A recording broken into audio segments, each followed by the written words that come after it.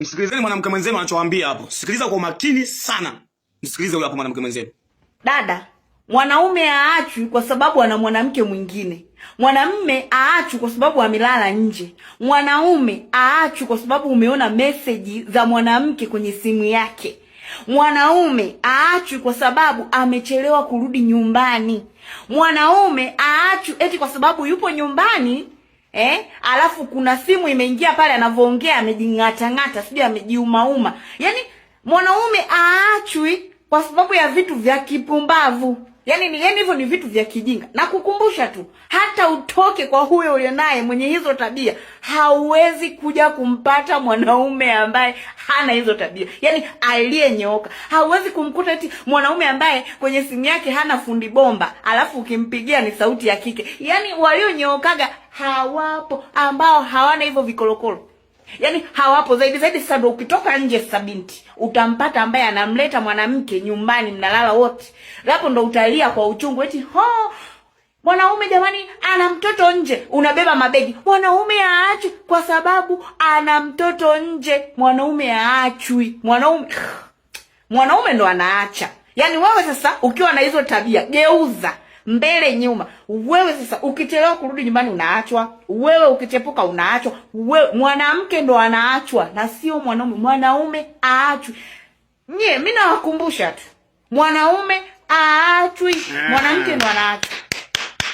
Haya sasa tunasubirizia comment za wamalaya. Tunasubirizia comment za wanawake wa kurupukaji, wachochezwaji. Yaani wanachochewa na maneno ya marafiki, maneno ya ndugu. Unabaki na mwanaume, sijui umefuma message. Hivi wewe mwanaume ambaye unamtaka wewe unafikiri utakuja umpate? Kwa taarifa yako mwanaume ambaye umemweka kwenye hiyo akili yako hautakuja umpate hata siku moja. Yaani zaidi ya ukimwacha huyu unapata ambaye zaidi ya uliomwacha. Yaani kila siku utakuwa unasema afadhali yule wa jana. Afadhali yule ambaye nimeachana naye mwanzo. Ndio utakuwa unajilaumu kila siku. Kila siku utakuwa unajilaumu. Bora yule wa jana, huyu hapa ndo kiboko. Unakuta yani na uzuri wako huo unakaa na mwanaume wa aina hiyo. Na uzuri wako huo unakaa na mwanaume wa namna hiyo. Na wewe ukijiangalia, mimi ni mzuri. Kwa nini nikae na mwanaume wa namna hii? Huo uzuri wenu na hizo shepu zenu ndo zinasababisha mnateseka kwenye mapenzi, mnakojolewa na kila aina ya mwanaume, na utakojolewa mpaka utaungua. Utaungua. Alafu baadaye umechoka, umechakaa, umeanza kuwa bibi kizee, wanaume wanaanza kukukwepa. Wanakukwepa. Kwa sababu kila mwanaume akija unampa ili asikuache. Na akishalala na wewe anakuta huna ladha yoyote. Huna ladha. Ndio maana wanaume hawaoi wanawake warembo, kwa sababu nyinyi mnajikutaga sana. Hizo sura zenu zinawadanganya, shepu zinawadanganya. Jamani, hatuoagi sura, hatuoagi siji shepu, hatuoagi siji makalio, siji hatuoagi uzuri. Tunaoa mwanamke mwenye akili ambaye ana uwezo wa kunitii na kunisikiliza. Ni heri nikae na mwanamke ambaye ana sura kama ya nyani, nikimwambia kitu ananielewa, lakini sio nikakaa na kalembo, ka binti kazuri, kana shepu, kana muonekano, kila atakachongea. Sitaki mwanamke kama yule malaya. Ni mwanamke libishi. Hizo sura zenu na shepu zenu ndo zinasababisha mnakosa watu sahihi kwa kusikiliza maneno ya watu. Eti wewe si mzuri, mlembo na shepu, kwa kujiangalia nyinyi wenyewe mnajidanga. Shetani yuko kazi na mtaungua, mtakolewa mpaka Mungu. Mwanaume kafanya kosa kidogo. Hivi nani ambaye aliwaambia kwamba mkikosana na mtu solution ni kuachana? Nani aliwadanganya hivyo? Kitu kidogo tu kurupu mshaachana. Labda muwe mapenzi, lakini sio wanandoa. Wanandoa mkiachana mambo ya kipumbavu kama hayo hamuachani. Mambo ya kijinga. Na wewe mwanaume, nije kwa wanaume. Kwa nini uwe umesave namba fundi bomba alafu sauti ni ya mwanamke? Malaya wewe na wewe. Kwa nini ukishaoa usikudie na mwanamke mmoja? Hivi mnafikiri wanawake huwa hawaumii nyinyi machizi nini nyinyi? Hivi wewe unaweza kumaliza wanawake? Hebu tunakuachia wanawake dunia nzima ulale nao. Wewe utashiba. Kuna mtu aliwahi kulizika na uchi. Kwa nini ukishaoa usikudie na mwanamke? Unajua kuna wanaume wengine mnaoa tu wanawake wazuri, lakini mnawaharibu nyinyi wenyewe. Kuna wanaume mnakuwa vyanzo vya kuharibu wake zenu. Unaoa mke mzuri, anakuelewa, anakuheshimu, lakini wewe ndo unaanzisha fujo za kipumbavu. Na nyinyi wanawake mwe mnajituza, mnaolewa mkiwa safi. Unaolewa mwanamke umetumika. Unaenda kwa mume wako unakuwa unafanya marudio tu. Kila anachokufanyia mume wako ni marudio. Na kitu ambacho ni marudio hakina raha. Kitu ambacho unakikuta kwa mtu ni kipya ndio kina raha yake. Lakini nyinyi mnatumika sana kiasi kwamba mpaka mkiingia kwenye ndoa mkiolewa na mume zenu, kila atakachokufanyia mume wako ni marudio tu. Na ndio maana mlalamika amesema mfikishi kileleni, kwa sababu anachokufanyia mume wako ni marudio ya vile vitu ambavyo umewahi kuvifanya na wanaume 10, wanaume 15, 20 ambao umewahi kukutana nao na kulala nao. Lakini ungejitunza, ukajiheshimu. Mwanamke ni kujitunza na kujithamini na kujielewa. Sio kufunuliwa nguo na kila mwanaume. Hiyo sio heshima ya mwanamke. Huo ni ukahaba. Una pepo wewe, inatakiwa uombewe. Na mama yako alikuwa kama wewe malaya hivyo unafunuliwa wewe. Mwanaume na wewe ukioa tulia na mke mmoja, acha umalaya. Kwa nini uoe mke afu utoke nje ya ndoa? Mko na shida gani wanaume sasa hivi? Mnateswa na mapepo ya uhuni. Wewe umeoa afu tena unatoka nje ya ndoa, unatafuta nini? Umalaya tu. Kama ulikuwa unataka uendelee na umalaya wako, ungemwacha wewe mwanamke wa mtu aolewe na mwanaume mwingine. Mnazingua na sisi wanaume tunazingua bana. Pumbavu zetu. Ujinga gani? Kwa nini ujinga tengate simu inapigwa afu unaanza ujinga gani? Kwa nini simu una chat na wanawake wengine kimapenzi?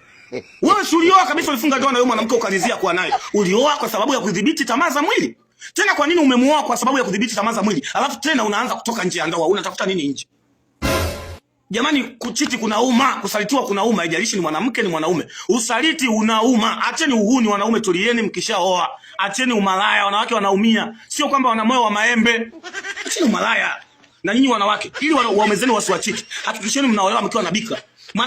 Mwanaume atakuheshimu akikuoa akakukuta umejitunza. Sasa mimi nitakuheshimu vipi? Nimekuta una bikra ushafumuliwa. Nimekuta yani mlango ambao nimekuta uko nao ni kama mlango wa jehanamu, usienjoy chochote. Nitakuheshimu vipi? Nitakuheshimu vipi? Wewe unataka mwanaume mwenye hela. Haya, mimi nina milioni 10, milioni 20 hizi hapa nazo. Wewe utakuja na kitu gani kama kwangu kunisurprise mimi? Bikra huna, pesa huna, akili huna, unavimbia makalio tu na sura na shape. Hatuoi shape jamani. Hizo shape tukishaoana tunaziangaliaga ndani ya miezi mitatu tu. Enda kawaulize wanandoa ambao wamekaa miaka 2, miaka 3 kama bado wanaangaliana sura au wanaangaliana shape. Wameshahama huko, wanaangaliana matendo, tabia na utii. Mwanamke anamtii mwanaume, anamheshimu. Naye mwanaume anampenda mke wake. Basi, kuhusu sura si shape washahama huko. Kwa hiyo jamani, hatuoi si nini? Na tukishawaoa hatuoi kwa sababu ya tendo la ndoa, tunaoa kwa sababu mje kuwa wasaidizi kwenye maisha yetu. Sio mwe mnatupigia kelele, mnatuongezea stress. Nyinyi ndio mtutulize sisi stress, sio mtuongezee stress. Wanawake sasa hivi mnatuongezea stress, hamtutulizi. Jamani, mbona ndoa za hovyo? Tutakuja kujibu nini kwa Mungu jamani? Upanga unakuja, moto unakuja. Ndoa za sasa hivi hazieleweki. Jamani, hukumu inakuja jamani. Yesu yupo karibu kurudi jamani, tuheshimiane ndani ya ndoa. Tumweke Mungu, tukabidhi ndoa zetu kwenye mikono ya Mungu. Kama uliwahi kulala na wanawake wengine kabla ya kuoa mke wako, vunja hizo madhabahu ambazo ulilala na wanawake wengine. Usipovunja hizo madhabahu, nakwambia hiyo ndoa haitakaa. Lazima utatoka tu. Lazima utomsaliti mkeo. Vunja zile madhabahu ambazo ulikutana na wanaume wengine kabla ya kukutana na mmeo. Usipovunja hizo madhabahu na kuomba, lazima utatoka nje ya ndoa tu. Ndoa haitadumu. Itakuwa bado iko mikononi mwa shetani. Mulizini kabla ya kuoana. Mtubu, mumrudie Mungu, mkabidhi ndoa mikononi mwa Mungu. Mungu, tulizini kabla ya kuoana, tusamehe. Mungu, nililala na wanawake wengine kabla ya kukutana na mke wangu, nisamehe na unisaidie kuvunja madhabahu. Mungu, nilikutana na wanaume wengine kabla ya kukutana na mume wangu, nisaidie kuvunja madhabahu. Ninaomba unisamehe, nirehemu. Ndoa itabaki salama, itakaa mikononi mwa Mungu. Msipofanya hivyo, ndoa haitadumu. Mke amheshimu mume wake, amtii, amsikilize. Mume ampende mke wake. Jamani, ndoa za sasa hivi zina shida gani jamani? Moto upo, jehanamu ipo, mtaungua, sio mchezo. Mtachomwa. Heshimianeni ndani ya ndoa, acheni umalaya. Kuna wanawake wamezaa nje ya ndoa. Hivi wewe mwanamke, ili usamehewe na Mungu, inatakiwa umwambie mume wako ukweli kwamba Franki sio mwanao, Eliza sio mwanao, nilizaa na mwanaume mwingine huku nikiwa na wewe ndani ya ndoa. Hapo ndo utasamehewa. Kama mume wako ataachilia, ndo utaingia mbinguni. Usipofanya hivyo, eti unamwomba tu Mungu msamaha afu mume wako umwambie ukweli, wewe unaenda motoni, kwa sababu uliyemfanyia kosa ni mumeo pamoja na Mungu. Lakini na mume wake anatakiwa ajue kwamba Franki sio mtoto wake. Akikusamehe ndoa iendelee. Asipokusamehe ndo mkataba umeishia hapo. Na ndio maana hiyo dhambi ambayo umefanya, umezaa nje ya ndoa, kila siku ukiingia kwenye maombi inakuhukumu, inajirudia. Ukiona dhambi ambayo umeifanya inakuja mara kwa mara, ujue hujasamehewa bado.